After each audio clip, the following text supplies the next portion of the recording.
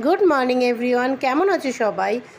সকাল সকাল বারান্দায় চা খেতে খেতে দেখলাম এই গাছে দুটো ফুল ফুটেছে। আসলে জবে থেকেই বসিয়েছি, এই গাছ আমাকে নিরাশ করেনি। এরপর রেডি হয়ে বেরিয়ে গেলাম কিছু কেনাকাটি করতে। এরপর বাড়ি এসে এই চিমনিটা পরিষ্কার করে নিলাম। এগুলো মাই করে, আজকে আমি করে দিলাম। এরপর ব্রেড টোস্ট খেয়ে চলে গেলাম রান্নার জোগাড় করে। মা রান্না করলো ছোলার ডাল, পনিরের তরকারি।